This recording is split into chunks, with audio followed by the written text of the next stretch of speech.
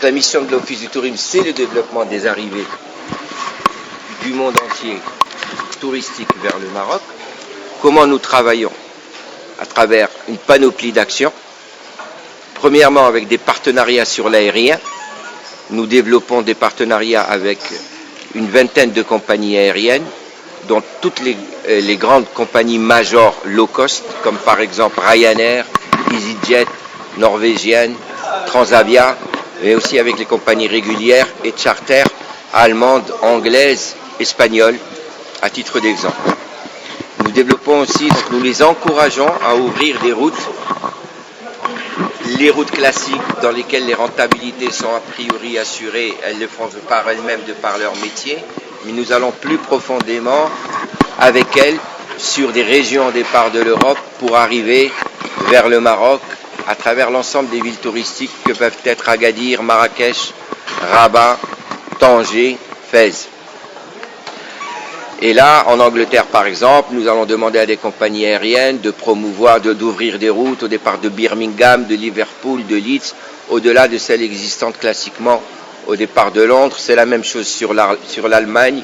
Il y a Düsseldorf, Francfort, Munich, Stuttgart, Dresde, j'en passe. C'est ça la politique. Et d'aller vers ces régions touristiques.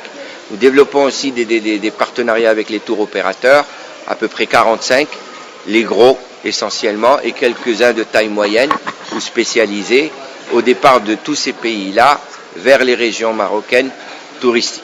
Ça, c'est un premier plan d'action. Les autres actions, alors, c'est la promotion.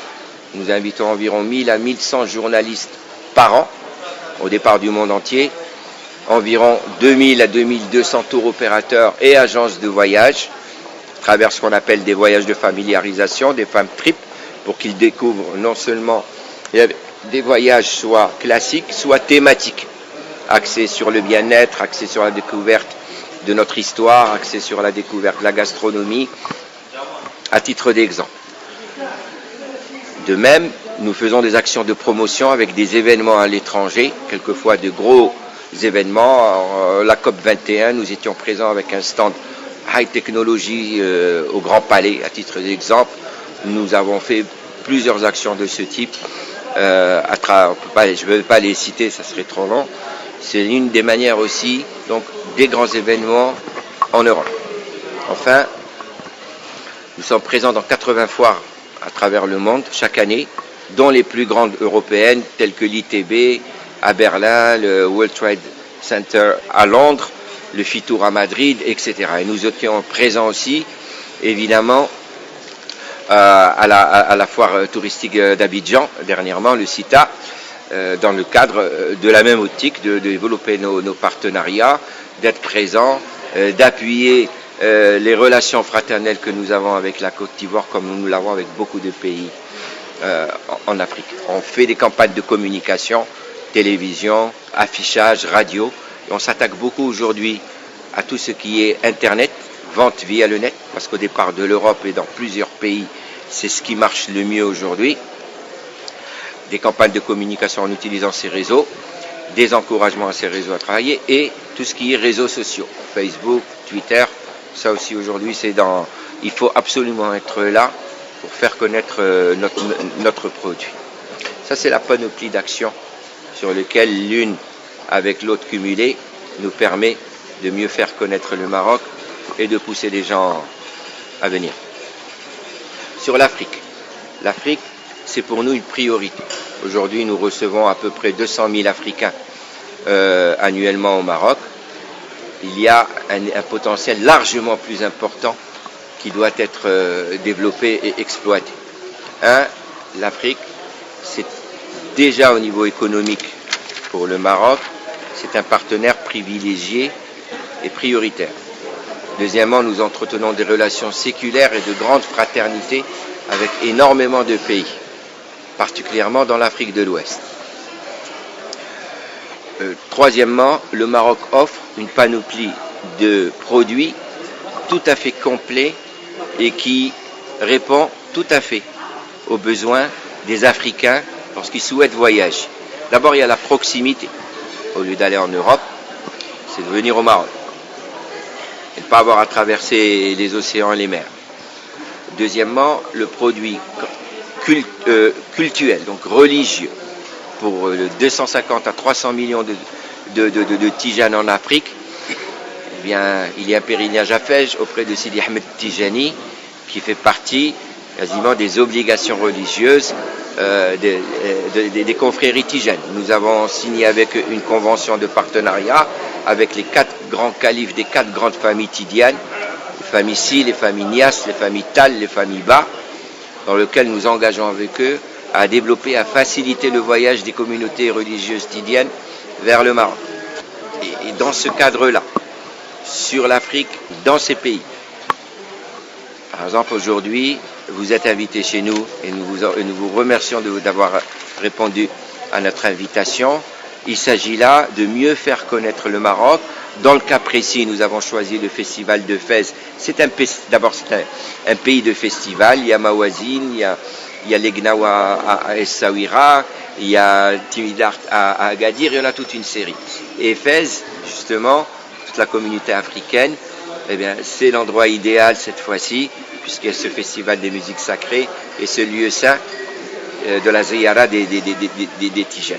Et souvent aussi, ce festival a des relents africains avec des invités qui nous proviennent d'Afrique et qui aussi, où il y a des relents aussi de tout ce qui est musique et histoire et philosophie soufie, qui est la philosophie des Tidianes. Donc il y a le produit religieux, le produit touristique classique, et là nous avons le balnéaire, le culturel, Marrakech, Agadir, Fès, Tanger, Saïdia, qui est encore pas connu dans le nord. Les produits de niche, comme le golf, comme le bien-être, les spas, tous les grands hôtels aujourd'hui offrent ce type de produits. Les achats, c'est quelque chose de fondamental en Afrique. Je crois qu'il n'y a pas besoin d'aller systématiquement à Paris, à Madrid, à Istanbul ou à Dubaï. Le Maroc offre tout aujourd'hui, que ce soit des produits de luxe, toutes les grandes marques de luxe existent, de Vuitton, Yves Saint Laurent, Cartier, tout ce que l'on veut, dans les grands malls, mais aussi dans toutes les médinas, ou tous les magasins classiques dans les quartiers commerciaux, vous trouverez tous les types d'articles, que ce soit traditionnels marocains, qui plaisent beaucoup d'ailleurs en Afrique, les gandoura, les babouches, tout ce qu'on peut, et de qualité d'ailleurs Fès, et la capitale à ce niveau, vous trouverez des produits de très haute qualité. Et tout comme tous types de produits, il y en a qui viennent faire du commerce, vont aller voir des grossistes, ou aller voir même directement des industries et aller acheter en gros des chaussures ou quoi que ce soit. Je veux dire, le commerce classique que l'on peut trouver en Afrique, il y a tout ce qu'il faut ici. Et donc, des achats jusqu'au commerce, ce produit-là est très intéressant. Il y a aussi le tourisme médical qui se développe de plus en plus, où beaucoup d'Africains, au lieu d'aller jusqu'à Paris par exemple, viennent se faire soigner au Maroc pour un très grand nombre de maladies. C'est moins cher, il y a la qualité au niveau de ce qui est offert. Donc c'est vraiment finalement un produit très complet et nous estimons que là, il y a un potentiel à développer tous ensemble pour que les Africains viennent bien plus au Maroc, auquel je rajoute et rappelle toutes ces relations de fraternité qui existent, et nous sommes d'abord aussi, nous aussi, africains. Et donc à partir de là, c'est pour cela que cette priorité est faite. Et donc, notre plan d'action, un maximum de press trip, de femmes trip, d'agences de voyage. Nous recevons du 16 au 21 mai toutes les agences sénégalaises qui comptent, 21. Nous recevons du 27 mai au 2 juin 17 agences de voyage ivoiriennes, et nous allons continuer derrière du Nigeria, du Kenya, du Mali et du Cameroun. Pourquoi? Parce que nous avons remarqué d'abord que le Maroc, il est peut-être connu en tant que nom, mais au niveau des professionnels du tourisme, dans le circuit de distribution, ils ne connaissent pas suffisamment le Maroc, non pas assez de contrats avec les hôteliers, non pas assez de contrats avec les réceptifs. Il s'agit donc on organisera des workshops où tous les partenaires potentiels, hôteliers, réceptifs de toutes les villes que nous allons visiter, pourront rencontrer ces agences de voyage et signer des contrats. Le tout pour arriver à quoi? à professionnaliser, si vous voulez, les méthodes de vente et à industrialiser les flux à travers l'élaboration de packages, disons, des packages complets qui soient accessibles à tout type de bourse et à tout type de besoins. Donc, par exemple, donc ces agences qui viendront pourront signer tous ces contrats et travailler à partir de là tout leur package. Aller sur Fès, aller chez l'habitant, ça existe pour les Tijanes. 2 étoiles, 3 étoiles, 4 étoiles, 5 étoiles, des circuits. Ils arrivent à Casablanca, ils vont à Rabat, Sidi El-Habib Ben Saïh, ils continuent, ils visitent la mosquée Hassan II. Donc tout cela, ils peuvent continuer derrière avec un séjour touristique pur. Tout ce type de package doit être fait d'une manière complète, professionnelle, avec des brochures ensuite qui sont diffusées au niveau de la clientèle. Et derrière, nous appuierons au niveau de la communication avec des campagnes. Et enfin, nous travaillons avec Royal Air Maroc, comme elle est leader au niveau de l'Afrique. Il est important que Royal Air Maroc accorde des tarifs tout à fait spécifiques pour le développement du tourisme, car les tarifs actuels sont trop élevés. Et donc, qu'il donne un tarif, comme on dit, net à ces agences de travail, de voyage, pour qu'il soit dédié à ces agences, spécifiquement, toutes celles qui souhaitent programmer le Maroc, qu'elles aient accès à ce tarif et qu'il soit compétitif pour que les gens puissent venir. Bien plus en masse que ce qu'ils ne viennent aujourd'hui. Ça, c'est aussi un point clé de succès important. Et donc, notre partenaire, enfin, Royal Air Maroc, qui est notre compagnie nationale, se doit d'aller plus loin que ce qu'elle ne fait au niveau tarifaire, et elle a tout à y gagner, puisqu'elle va recevoir une clientèle tout à fait nouvelle, qui n'existait pas jusqu'à aujourd'hui. Nous sommes en collaboration avec eux. Tout ce travail qu'on va faire d'invitation, ils nous ont offert les billets dans ce cadre-là, et maintenant nous forçons là-dessus Royal Air Maroc à aller plus loin. Même nous n'avons pas de compagnie aérienne, nous n'avons pas d'hôtel, mais notre devoir c'est de pousser à cela.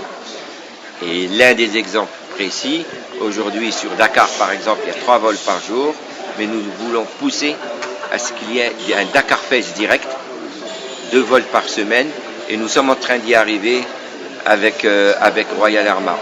On fait un vrai forcing et nous sommes engagés auprès de la communauté tidienne du Sénégal à faire cela.